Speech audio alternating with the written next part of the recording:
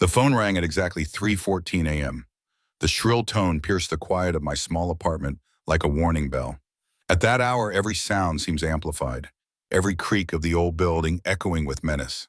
I fumbled for my cell, my mind half in sleep, half in that instinctive alertness that had been honed over 35 years as a police inspector. In my career, I learned one unshakable truth. Calls in the dead of night rarely brought good news. "Hello," I answered, my voice hoarse from sleep. "Grandpa," Ethan's voice cracked through the speaker. I'm at the 7th precinct. They arrested me. Carter says I attacked him, but it's not true. He hit me first. Please, I'm scared. The inspector here, he won't believe me. You have to come. Please don't leave me here." I froze for a moment, cold dread crawling up my spine. Ethan, my grandson, always careful, quiet, and studious, never one to seek trouble. How had he ended up in this nightmare? "Don't move," I said, sitting up straight and rubbing my eyes. "Don't say another word. I'm coming. Stay calm." Memories of Carter Vance flooded my mind. A man I had always suspected of trouble, a businessman with connections at City Hall, quick with a smile and quicker with influence. My daughter Mary had died 5 years ago in a car accident, and just a year later, Ethan's mother, Grace, had married Carter. I never understood her choice. Carter was charming on the surface, but I had seen the darker side of him. I dressed quickly, grabbed my old inspector's badge, my wallet and car keys. Maybe I was retired, maybe my badge was expired, but the city streets had long memories, and so did the people in the system. Even after retirement, my reputation carried weight.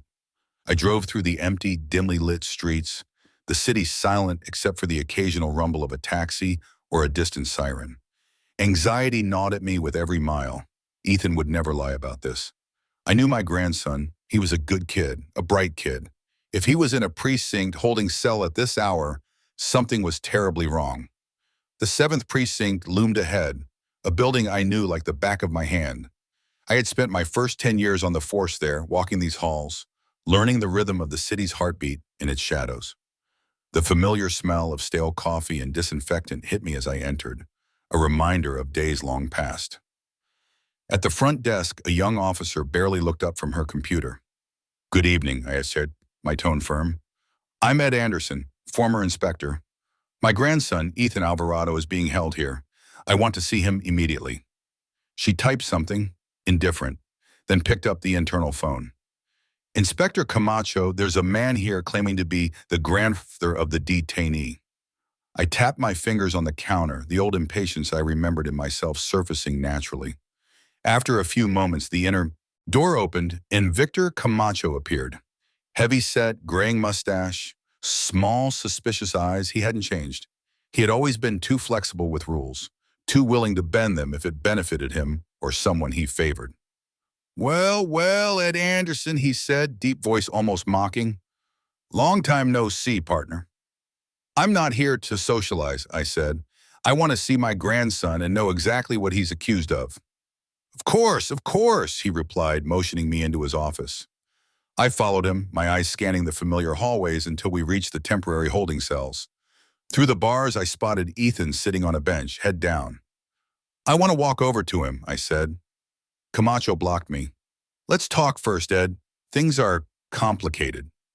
Inside his office, Camacho sat behind his desk, a framed photograph catching my eye. Carter Vance grinning, holding a rifle on a hunting trip with Camacho and others. My suspicions confirmed. These men were friends. "Your grandson assaulted his stepfather tonight, busted his lip, almost broke his nose. Carter's at the hospital," Camacho said with practiced confidence. "We have video evidence from the house security cameras. The kid lost his temper." "Let me see it," I said. He turned a monitor toward me. The footage showed a living room. Carter entered, talking, gesturing, while Ethan appeared visibly upset. Suddenly, Ethan pushed Carter, and Carter fell backward. The clip ended abruptly. "Where's the rest of it?" I asked.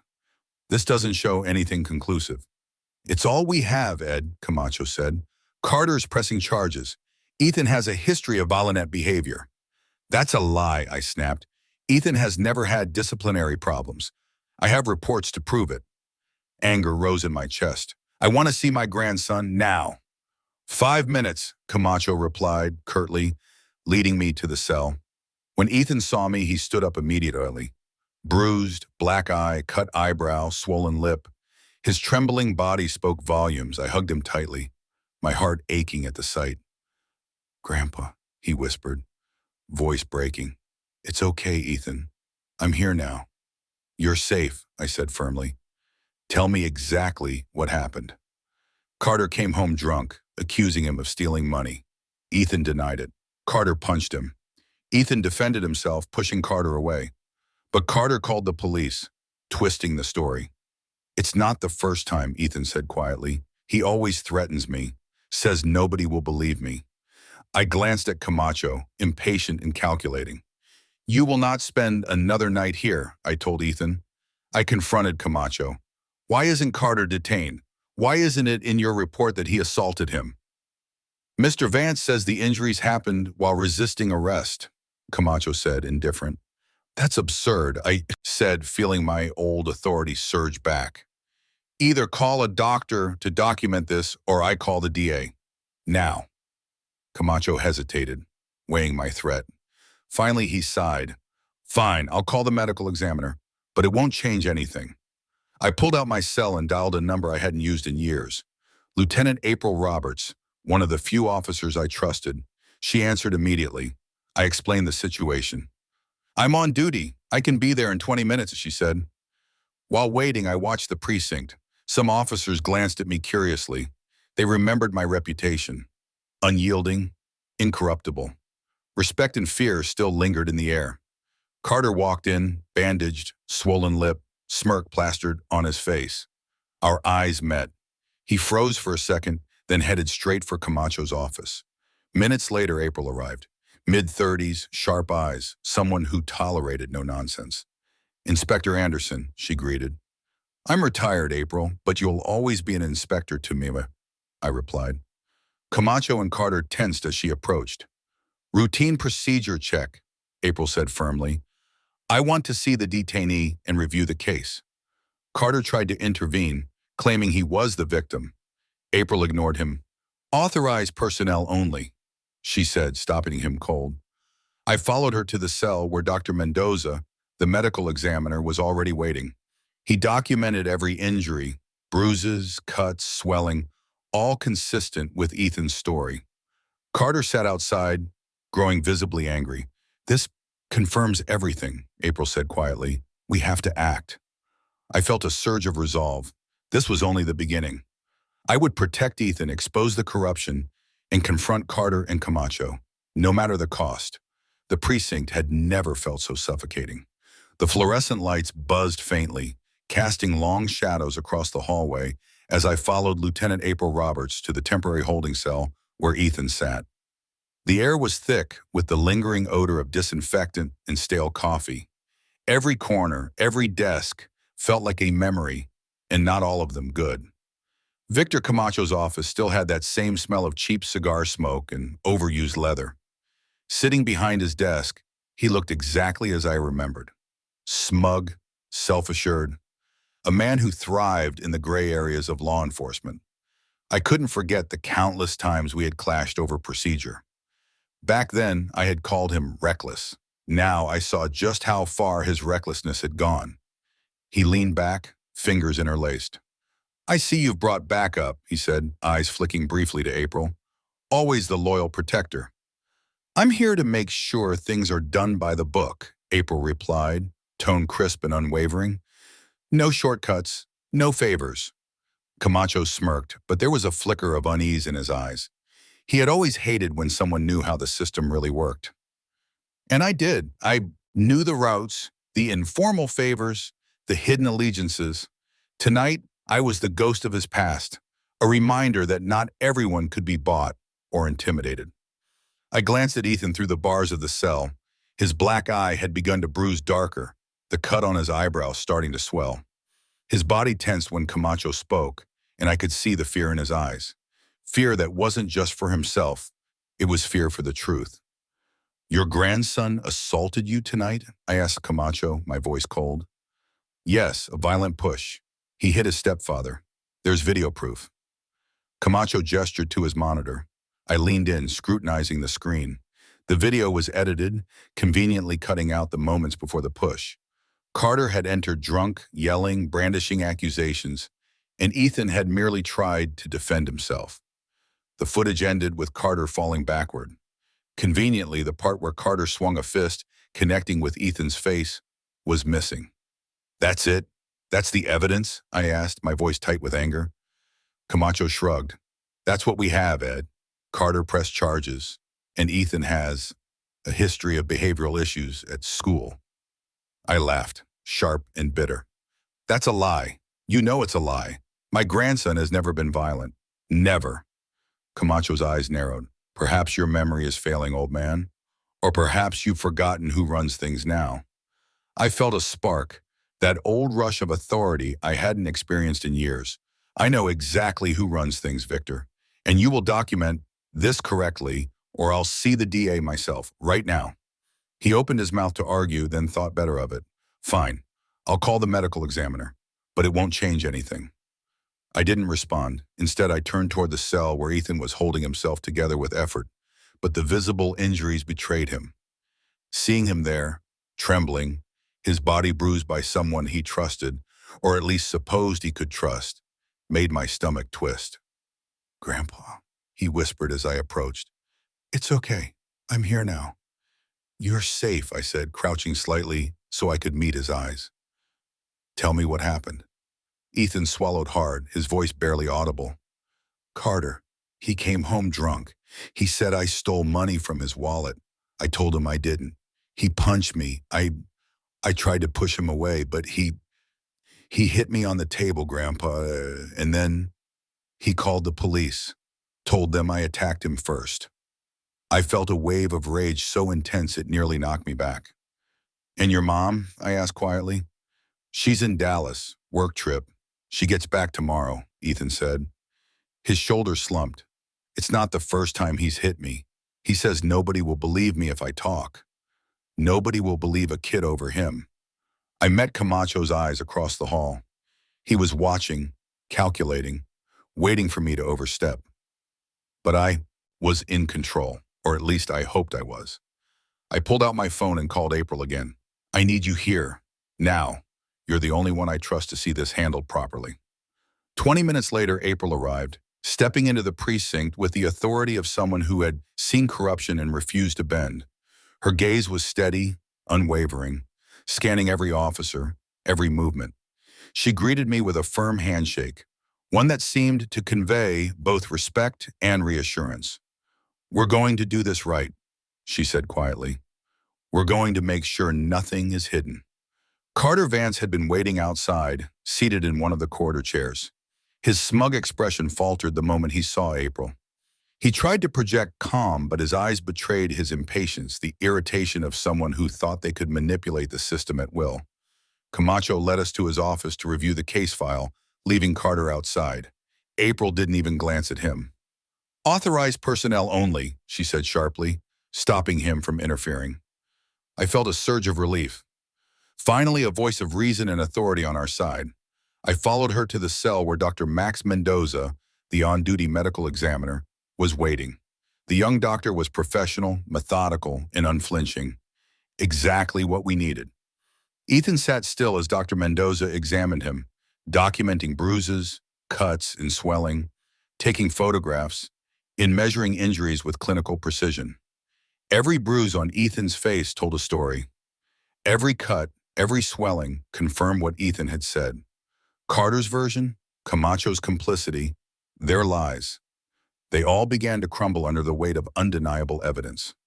Carter sat in the waiting room, muttering under his breath, frustrated that the truth was being uncovered. April's presence ensured he had no power here. When Dr. Mendoza finished, he turned to April. The injuries are consistent with his story. The timing, the impact, everything matches his account of the assault. I exhaled slowly, feeling a tiny measure of victory. Finally, I whispered, finally, justice starts here. But deep down, I knew this was only the beginning. The war had begun. Carter's influence ran deep. Camacho would try to protect him. And somewhere in the shadows, There were more people willing to bend the law for personal gain. As April took the report from Dr. Mendoza, I glanced at Ethan. He met my eyes with a mix of fear and trust, a silent plea for protection. I gripped his shoulder gently. "I've got you, Ethan. I promise." Outside, Carter muttered angrily, his plan unraveling. Inside, a retired inspector and a young lieutenant stood side by side, ready to challenge the corruption that had protected him for far too long. Tonight was only the start. The precinct seemed to shrink around me, the walls pressing in with memories of years gone by, years I had spent enforcing justice and chasing down liars, thieves, and manipulators. But nothing in my decades on the force had prepared me for this night.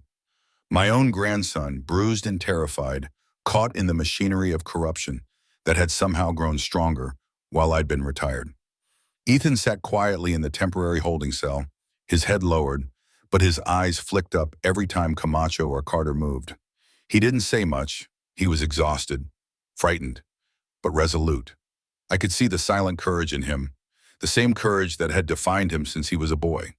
April Roberts had taken charge, her presence commanding immediate respect. Officers who would have ignored me, snickered at my old reputation, or deferred to Camacho's authority now straightened in her presence. That alone made the difference tonight. She was incorruptible, efficient, and unafraid to challenge power when it clashed with truth. We walked back into the hallway, Dr. Mendoza in tow, carrying the meticulously documented examination report.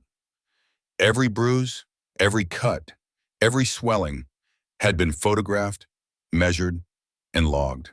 The injuries matched Ethan's story perfectly, each one telling a silent narrative of abuse and deceit. Camacho hovered nearby, his fingers drumming against the edge of a desk. He had that calculated, impatient expression I remembered so well. Carter sat further down the hallway, smirking, trying to maintain the illusion of control, but his confidence was cracking, and I could feel it. "Doctor," April said firmly, "we need the full report immediately. Every detail, every photo, every note on injury timing." Dr. Mendoza nodded, handing a copy to her. "All documented, Lieutenant. The injuries are consistent with blunt force trauma inflicted over the past 4 to 5 hours, corresponding with the time frame your grandson described. The pattern is indicative of defensive actions, not aggression. The cuts and swelling suggest multiple points of contact against objects, not deliberate strikes." I exhaled slowly, a mix of relief and rising determination coursing through me. This report would be our shield against Carter's lies and Camacho's complicity. I glanced at Ethan, who was watching me like a lighthouse in a storm. "You're safe now," I whispered. "The truth is coming out." Carter's smirk faded when he saw me move toward him. "And just what are you going to do, old man?" he sneered, his voice low and dangerous. "This isn't your world anymore. The rules have changed." "Rules?" I echoed bitterly. "The rules haven't changed. Maybe you've convinced yourself of that, but justice doesn't care about your influence, Carter, and I'll make sure the DA sees everything, the truth, the evidence, and the corruption protecting you." His face hardened, his jaw tightening. "You have no idea what you're dealing with." "I know exactly what I'm dealing with," I said, "and tonight I'm protecting my grandson." April stepped between us, her gaze sharp. "Carter Vance, you will remain in the waiting area. No interference. Any attempt to obstruct this process will be documented and forwarded to the DA immediately." He glared, frustration boiling, but he didn't move. He knew April was serious. I turned my attention back to Camacho. "Victor, you've been here a long time. You know the law, the procedures. You know right from wrong. Why protect him?" Camacho leaned back, his eyes narrowing. "You think this is about protecting him? This is about survival, Ed. You retire and suddenly you think you can walk back in and change everything? This precinct, this city, it doesn't work like it used to. Influence, favors, connections. That's how things get done. You know that. You've always known that." "I know what's right," I said quietly, coldly. "And tonight, I'm doing right. You'll follow procedure, or I'll see it all exposed." Camacho's hand hovered near his mouth, a flicker of uncertainty in his eyes. For the first time in years, he was weighing fear of consequence against loyalty to the wrong person. April stepped closer, holding Dr. Mendoza's report. This is the truth, she said firmly. Documented, verified, undeniable. Anyone who tampers with this will answer to the DA. That includes you, Camacho. This ends now. I guided Ethan out of the cell. His steps were cautious, hesitant, but the fear in his eyes had softened. For the first time that night, he felt the weight of protection and truth behind him. We reached the desk in the hallway. Carter was there, fuming, but restrained by April's presence. "This is ridiculous," he shouted. "You think a report from some kid who just graduated med school will override my word? I am the victim here." I stepped forward, calm but icy. "You are not the victim, Carter. You're the abuser. And the law, the evidence, and my grandson's well-being say exactly that. You're done hiding behind your connections." Carter's eyes flared, but before he could respond, April interjected. "Any further attempts to manipulate this process, Carter, and you will be held in contempt. Your threats will not work here." I watched him, my pulse steady. In that moment, I realized that while power could intimidate, it could not erase truth. And tonight, truth had an ally in Lieutenant Roberts and a witness in Dr. Mendoza. Turning back to Ethan, I placed a hand on his shoulder. "You told the truth. You stood up, even when it was hard. That courage, you can carry it with you. Nobody can take that away." Ethan nodded, a faint tear glistening in the corner of his eye. "Thank you, Grandpa. I didn't think anyone would believe me." "They believed you," I said. "We just needed to prove it. And now we have." But I knew this was only the beginning. Carter's influence, the web of corruption protecting him, and Camacho's potential resistance meant that the real battle was yet to come. Tonight we had uncovered the truth, but the war against the system's corruption had only just begun.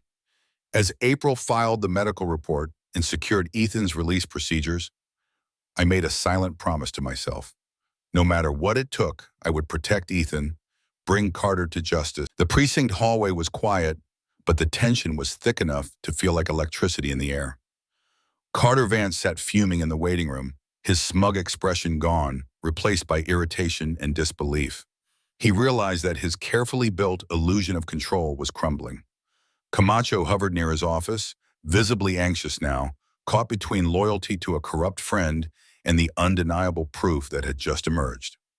April Roberts stood firmly beside me, her arms crossed as she surveyed the scene with sharp eyes. "This ends tonight," she said quietly, almost to herself. Her words felt like a promise, not just to Ethan, but to the truth itself. I followed her toward Dr. Max Mendoza, the medical examiner, who was carefully organizing the documentation from Ethan's examination. Photographs, written notes, and time-stamped injury measurements lined the report. Every bruise, every cut, every swelling had been meticulously cataloged, forming an irrefutable record. "This report is airtight," April said, glancing at me. "Every detail aligns perfectly with the timeline and the story Ethan gave us. Any attempt to deny it will be immediately transparent." Carter's lips pressed into a thin line. He was used to having people bend for him, to manipulate, threaten, or silence anyone who might stand in his way. But now, faced with the evidence, he had no avenue to exploit. The law and those willing to enforce it were on our side. Camacho finally spoke, his voice tight. "You're making a mistake. You think this one report will ruin everything I've worked for? Everything Carter has worked for?" I shook my head. "No, Victor. What's ruined is your credibility. You're here to uphold the law, not cover for someone who abuses a child. You're better than this, or at least you used to be. Don't let corruption erase that." April handed me the report. The stack of papers and photos was weighty, both physically and metaphorically. It was proof that Ethan had been assaulted and that Carter's claims were false. It was a weapon, a shield, and a sword all at once. We walked back to the hallway where Carter tried to assert himself again. "This report doesn't change anything," he spat. "I am the victim here. He attacked me. Everyone will believe me." I met his gaze calmly. "No, Carter. The victim is a 16-year-old boy who defended himself. The medical evidence, the timeline, and your actions tonight prove exactly what happened. Lies can only survive so long when confronted with facts. You've reached the end of your game. Carter's face reddened with anger, his fingers tapping the armrest like a man trying to suppress the urge to strike. April stepped forward, her presence commanding. Carter Vance, any further attempts to interfere with this process will be documented and reported immediately. You are not above the law. The words hung in the air, sharp and undeniable. Carter realized for the first time that intimidation and influence could not protect him when the evidence was indisputable. Turning to Ethan, I placed a reassuring hand on his shoulder. You see, Ethan, the truth matters. People will believe you when you tell it. And now we have proof. Nobody can erase this. Ethan's eyes glistened with tears, but this time they weren't tears of fear. They were tears of relief. I can't believe this is happening, he whispered. You should, I said quietly. You've been brave. You stood up, told the truth, and now the world can see it too. April began taking the report and photographs to secure them officially with the precinct records, ensuring no one could tamper with the evidence. Every page, every photo, every notation would be logged, time-stamped, and impossible to ignore.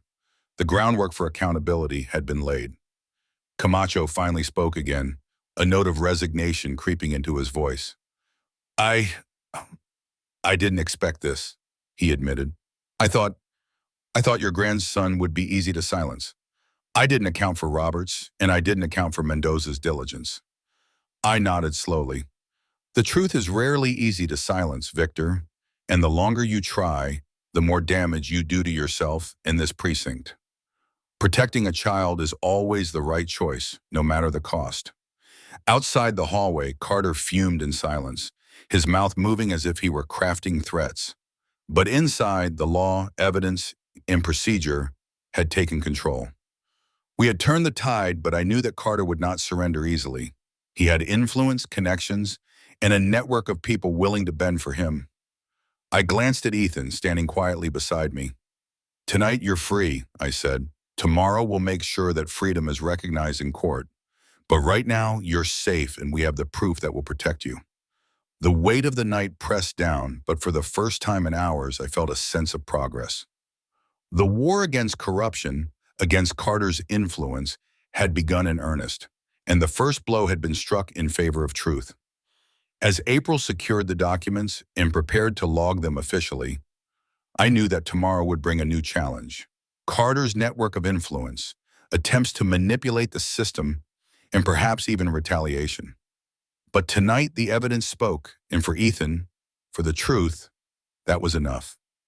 I looked at my grandson, bruised but resolute, and made a silent vow, no matter how deep the corruption, no matter how high the walls of power, we would fight, and we would win.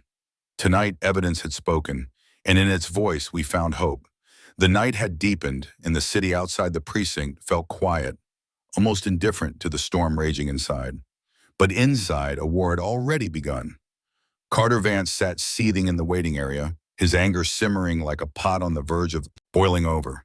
He realized painfully that his carefully constructed web of influence and deception was unraveling before him. Camacho lingered near his office, a mixture of anxiety and reluctant respect on his face. For years he had protected Carter, bending rules, manipulating evidence, and ignoring procedure. But tonight he had witnessed what unwavering adherence to truth looked like, and he didn't like it. April Roberts had firmly secured the medical evidence, ensuring that nothing could be tampered with. Every bruise, cut, and swelling on Ethan's face had been photographed, documented, and time-stamped. Every note and observation had been logged into the precinct's official records. The evidence was undeniable. The truth could no longer be ignored. I stood beside Ethan, my hand lightly resting on his shoulder, feeling the weight of responsibility settle on me like armor. He looked up at me, eyes wary but trusting. "Grandpa," he whispered, "are we really safe now?" "Safe for tonight," I said quietly, my voice firm. "But Carter and people like him don't give up easily. This is just the beginning." Carter's gaze snapped to us, a flicker of fear in his eyes before it hardened into rage. He stood towering over the hallway chairs, fists clenched. "You think this changes anything?" he spat. "I have friends in every corner of this city. I have influence. You can't touch me. I stepped forward, every bit the old inspector, my voice steady and sharp. You've underestimated me, Carter. And you've underestimated the law, the truth, and people willing to do what's right. Your influence ends here tonight because we have proof, witnesses, and the courage to act on it. April stepped beside me, her presence unwavering.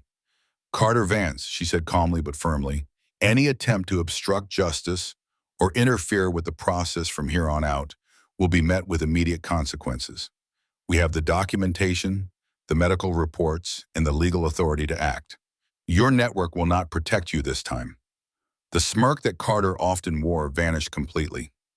He was a man used to getting what he wanted, and for the first time he realized he had no leverage. His control over the narrative, over the people who would bend rules for him, had been shattered. I turned to Camacho, whose face had grown pale. Victor, I said quietly, you've spent years choosing convenience over right. You've protected people like Carter at the expense of justice. But tonight, you have a choice. Follow the law, document everything correctly, and finally do the right thing. Or continue down your path and face the consequences. He swallowed, the tension in his shoulders betraying his fear. For a moment, it seemed like he might argue, might try to salvage his loyalty to Carter. But he didn't. Instead, he nodded slightly, acknowledging the truth he could no longer ignore. Looked back at Ethan, whose face was bruised but unbroken. This is your life, Ethan, I said softly. And no matter what comes next, we fight for it, together. Outside the precinct, the city slept, oblivious to the struggle inside. But inside, a plan had begun to take shape. Carter could try to manipulate and intimidate, but now we had proof, we had allies, and we had a grandson worth fighting for. I made a silent vow to Ethan, to myself, and to every truth that had ever been buried under corruption. We would not rest until justice was served. Carter and his network would be exposed, and the innocent would be protected. Tonight, a war had begun, not with fists, not with threats, but with evidence, courage, and the unwavering pursuit of truth. The battle would be long and dangerous, but the first blows had been struck. Ethan would sleep safely tonight, knowing that someone was fighting for him. Tomorrow, the real fight would escalate, taking us beyond the precinct walls, into the courtrooms, and into the shadows where corruption lurked. And I would be ready. Because some battles weren't just about law, they were about family, about truth, and about proving that even in a city built on compromise and manipulation, courage and justice could still prevail.